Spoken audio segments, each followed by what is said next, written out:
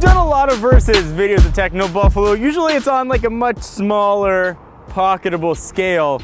But behind me, we have the biggest versus we have ever done, literally and figuratively. We've got a Tesla Model 3 and its big brother, the Tesla Model S. There's about $28,000 separating the entry-level points from these cars, and that's a lot of money. That's another car price value difference. You get a lot with the Model S, but you're getting a ton with the Model 3. So we're gonna walk you through the differences between the two and figure out that 28,000 bucks is better left in your pocket or put it towards a big brother. So before we start, let me clarify a few things about the Model 3. A lot of people think of it as the $35,000 Tesla, and someday, conceivably, it will be. But as it exists right now in the early days of the Model 3 shipping, you can only get it optioned up with bigger battery and a ton of interior options that we'll talk about. So the lowest price you can get a Model 3 for is $48,000, and it doesn't have things like Autopilot built in. The one we have behind us has every option box checked and comes in at $58,000. So as you evaluate the Model 3, you can look at it from the lower end at 35 to the high end at 58, and it's gonna go even higher when the dual motor version hits sometime in the next few months. So a huge spread on the Model 3. It definitely changes the value proposition of the car. So let's start with how you get into the cars. Tesla's always done door handles differently. With the Model S, they popped out and you kind of did a handshake with it and you opened it. It's different here at the Model 3. These are kind of Lamborghini Huracan-esque type doors.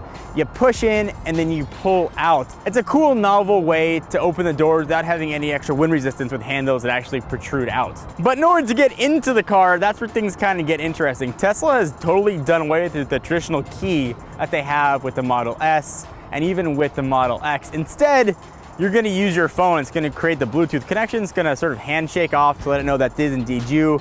It'll open the car when you walk away and that connection gets broken. It's going to lock the car. Your phone essentially becomes the key. But if you don't have your phone with you and you want to give your car to valet, you've got a card and it looks and feels exactly like a credit card. It's really thin. That is your key, and you come up to the car and you tap it on the pillar and the car unlocks and you sort of place it gently behind the cup holders, and that lets the car know that you are indeed authorized to drive it, and off you go. It's been weird having that. So the car we have is not ours. Actually, the folks at Turo were nice enough to let us borrow the Model 3 for a few days, so we couldn't pair it to a phone. So I've been using that key card. It's weird, and it doesn't work through a wallet. Presumably though, you're not gonna have to worry about that if you use your phone. The card is neat, and if you lose it, it's gonna be way less expensive to replace than getting a new key. But that's not the only place that the doors here are different. Instead of normal handles, you push a button that electronically opens the door. Of course, there's another spot underneath where there's a real handle in case power's dead in your car, but it's weird ways to get in and out of this car. So the biggest fear a lot of people have with EVs is range anxiety, like running out of juice. Both these cars have 75 kilowatt hour battery packs, but of course the Model 3 weighs way less. You're gonna get more range. Tesla advertised 310 miles of range versus about 259 on the Model S, but that's assuming 100% charge, which really shouldn't do with electric cars, and Tesla really doesn't want you to do that every day. So when I took the Model 3 and charged it to about the 80-85% they recommend, I had a real world range of 275 miles, which is pretty impressive. It definitely gets you anywhere you want to go. And of course, you can always plug it in at night. It'll charge at about 20 to 25 miles per hour on a regular 240 outlet.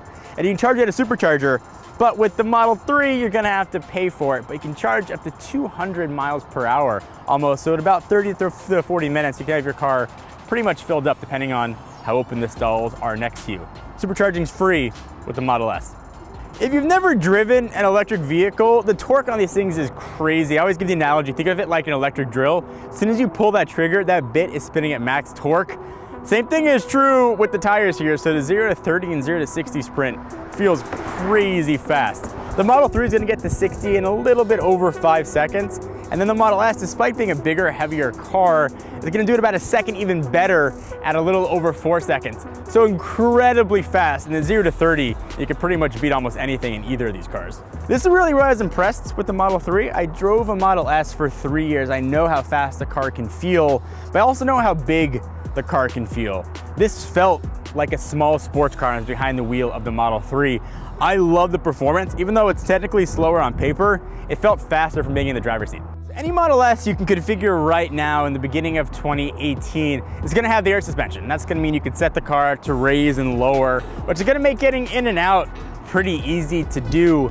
The Model 3 doesn't have air suspension, it's a coil suspension, and the car is really low to the ground, and then the seats are low inside of the car, making the ingress egress, which I guess is just fancy for in and out, kind of hard to do. I'm not super old, but it was hard to get in and out of the car. But I will say, once you're in the Model 3, the seats are crazy comfortable. The Model S seats I never thought were the best. This is an entirely new redesigned seat, and it feels really good to sit in the driver's seat and the passenger seat. And speaking of seats, there's still plenty of room in the back. In my normal seating position, I'm like 5'9"-ish.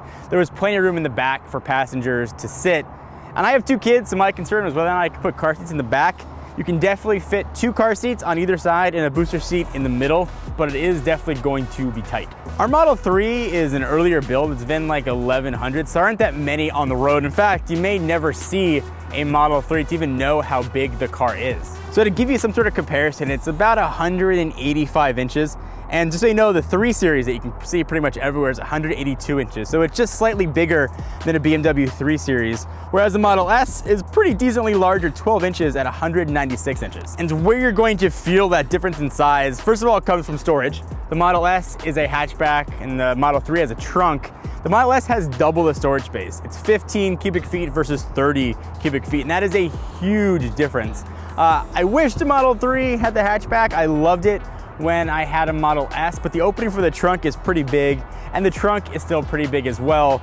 The front though is super small. It's like barely for like an attaché case or like a laptop back in there, so don't plan on putting much in the trunk up front. The standard wheels on the Model S are 19 inches, so not the biggest tires. It's a much smoother ride.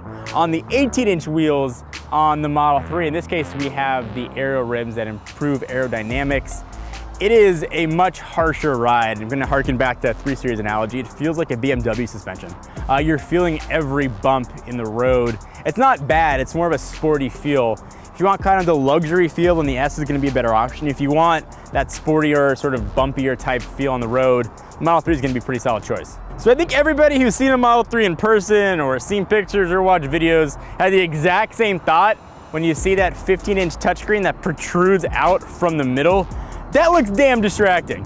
And I was actually pretty impressed at how not distracting it was, or at least less distracting than I thought. When you're just driving normal, looking straight ahead, it doesn't really bother you. It's definitely in your periphery, but it's not like you're looking and averting your eyes that much. Oftentimes not looking at my speedometer, but any information you want is gonna be on that 15-inch screen, and it can be distracting in certain situations. For example, Autopilot. The only way to control your speed or car length is to use that touchscreen. So you guys take your eyes off the road.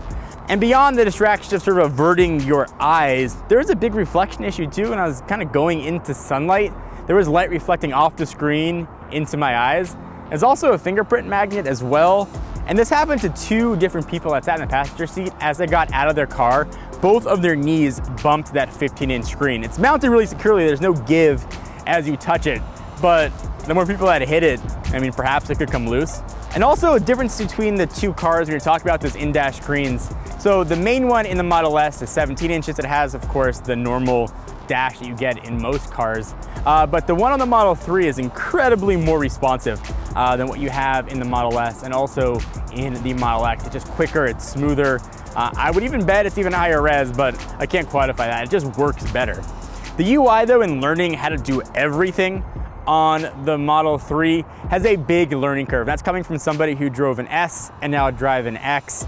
I know Tesla's UI, and it took me a while to figure out how to do certain things, so be prepared for a pretty big learning curve when it comes to the Model 3. Also, super cool that I wish the S had the air vents. If you look at the car, it's got one continuous vent going all the way across, and you can control that vent, of course, through that 15-inch touchscreen, but you can also split the air and have it go anywhere you want. That's awesome. That's cool new technology that I wish the Model S would have. An example of how I think the S is kind of starting to feel outdated by some of the really intuitive and cool design that have gone into the Model 3. Autopilot on most cars is pretty much an identical experience. A few exceptions, how you turn it on, and I don't know why Tesla did this. On the Model S and X, there's a separate stalk on the left that you just press down twice, it engages autopilot. On the Model 3, you gotta use the same gear shifter that you use to go into drive and neutral and reverse. You press it down twice, and that's going to engage autopilot. Once you're in, the experience is the same. It is not self-driving though. Don't think any Tesla is self-driving, you're gonna get yourself in an accident. When the Model S first came out, it was the most futuristic looking car I had ever seen. When I got mine and I sat in it and I looked at that 17-inch touchscreen, I felt like I was driving the future. And since that first Model S came out, the only design change that we've seen exterior-wise is the nose cone is gone, and you've got sort of a more integrated, sleeker looking front. But other than that, the car is pretty much the same. It seems kind of weird to say it, but compared to the Model 3, the S is starting to look a little bit dated. Obviously that's totally subjective, but looking at the price point of the Model S, you don't want a car that's gonna look dated. In fact, it kind of is being outdone in some tech areas by its little brother that's way less expensive. Tesla's known for a few things. I think pushing the envelope on technology and also build quality issues on their earlier cars that they ship. The S had issues when it first shipped, the X had a ton of issues when it first shipped, and the Model 3 is no exception. Again, our VIN here is like 1100, they're on about 2000 now, but there are some fit and finish issues that you don't expect from a car, at least one that's optioned up to be almost $60,000. There's some door panels that are misaligned. There's some chrome that's not aligned properly.